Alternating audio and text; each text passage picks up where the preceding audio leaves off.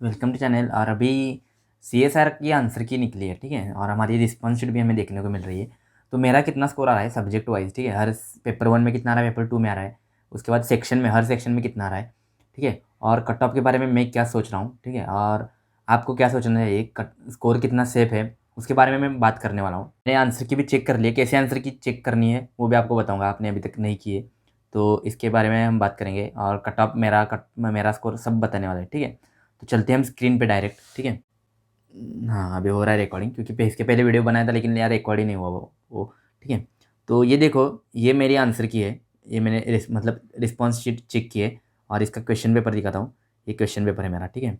ये 17 को हुई थी exam, 17 Feb 2024, 10 AM to 12 PM paper. और ये कुछ आंसर शीट रिस्पॉन्स शीट है मेरी, ठीक है।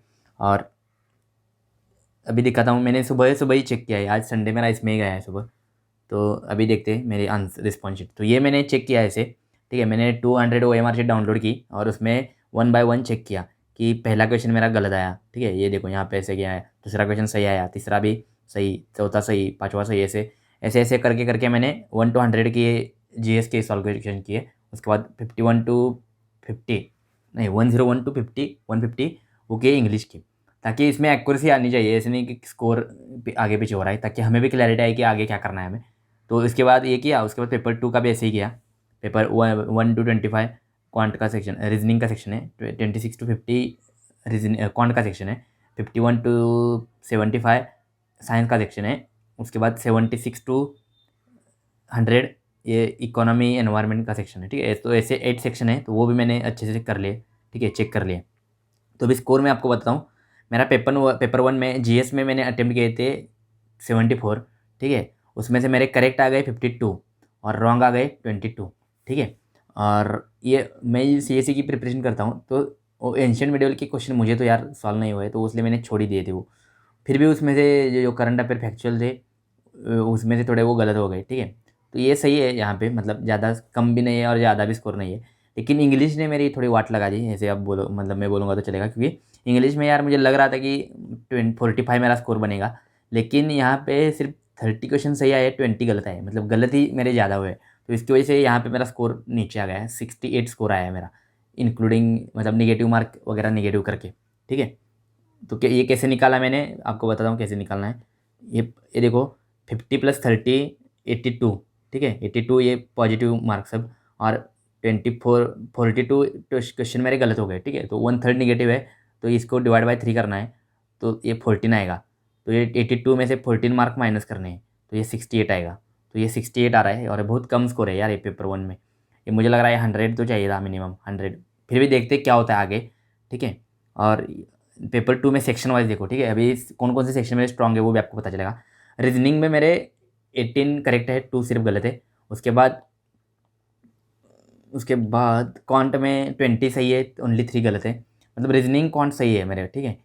उसके बाद फिर भी वहाँ पे 3 मार्क गए हैं, 2 मार्क गए हैं वहाँ पे, तो वो भी सही आते तो और वो 5 मार्क इंक्रीज होते। उसके बाद साइंस में क्या हुआ है, साइंस ने 14 क्वेश्चन सही, 8 गलत है। उसके बाद इकोनॉमी एनवायरमेंट में ये यहाँ में अच्छे स्कोर किया है, क्योंकि 22 सही आ गए, ओनली 2 गलत आ गए, ठीक है, तो ये सही गया है। इथिक्स, डिसीजन मेकिंग और मैनेजमेंट, यहाँ पे सबका है, मतलब मुझे लग रहा है ऐसा ही हुआ है, मतलब ज़्यादातर लोगों का, कि हाफ हाफ हाफ क्वेश्चन सही, हाफ क्वेश्चन गलत आ गए, क्योंकि वो टफ भी पूछ रहा था और हमें वो टेम्पटेशन ही था कि अटेम्प्ट करने का।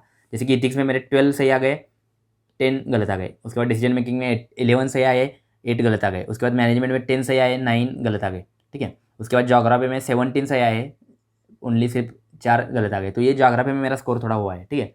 तो टोटल मैंने करेक्ट आ गए 124 और गलत आ गए 46, ठीक है। तो 46 का निगेटिव मार्क करना है, तो 1/3 से डिवाइड करना है, 15 आएगा। तो ये 124 माइनस 15 करेंगे तो 109 आएगा, ठीक है। तो 109 में मेरा पेपर 2 का स्कोर है, और पेपर 1 का स्कोर है 68। तो यहाँ पे ये ये देखो, ये 180 कैसे आ गया, 68 + 109, ठीक है।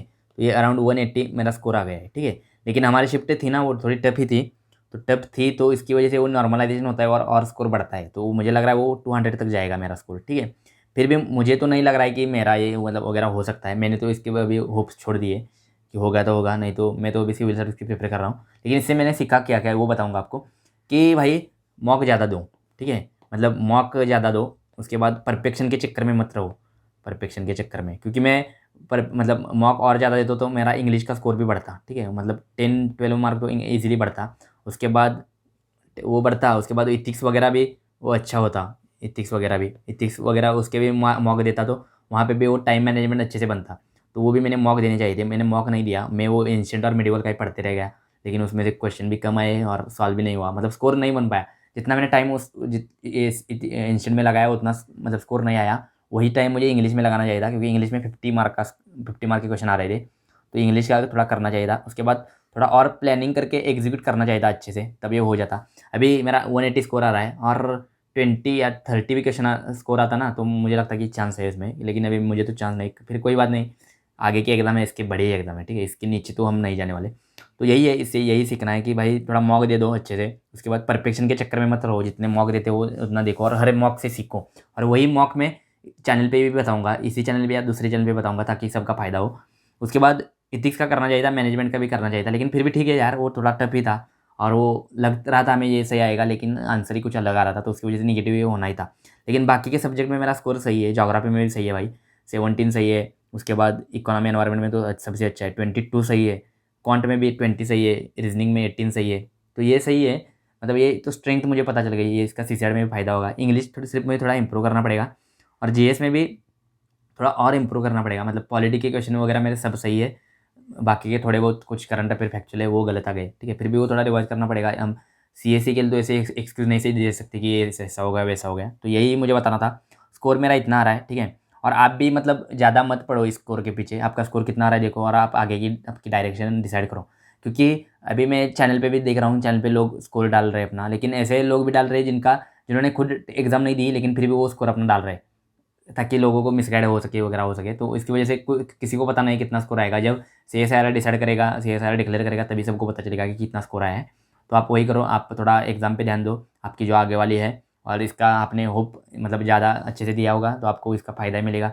आप भी सेटिस्फाई होगे कि भाई मैंने कुछ तो किया, मतलब वो वो रूमर्स चल रहे थे एग्ज़ाम कैंसिल होगा, आगे होगा, बाद में होगा, फिर भी हमने एग्ज़ाम दे के आ गए, तो वही हमारे लिए बड़ी बात है, ठीक है। नेवर गिव अप नहीं किया, ठीक है, मतलब नेवर गिव अप नहीं किया, हमने अच्छे से जाके एंड तक आ गए, तो वही अच्छा है, ठीक है। एग्ज़ाम तो मतलब हमारे हाथ में नहीं है, जितना हो सकता था हमने दे दिया, और यही था मुझे बताना। और आगे भी जो वीडियोज़ आएंगे ना, जैसे कि CSE की जो मॉक हो गए वो मैं भी दूंगा, फुल लेंथ दूंगा। यहाँ दिल्ली पे मैं हूँ, तो मैं भी यहाँ पे ऑफलाइन टेस्ट लगाने वाला हूँ, तो उसको भी एक्सपीरियंस मैं आपको साथ शेयर करूँगा। तो वीडियो को लाइक करो और चैनल को सब्सक्राइब करो, ठीक है। और सीसेट भी मैं सॉल्व करके दिखाऊंगा, और बाकी के भी सब्जेक्ट है उनका भी बताऊंगा, ठीक है। तो वीडियो पसंद है तो लाइक शेयर सब्सक्राइब करो, बाय।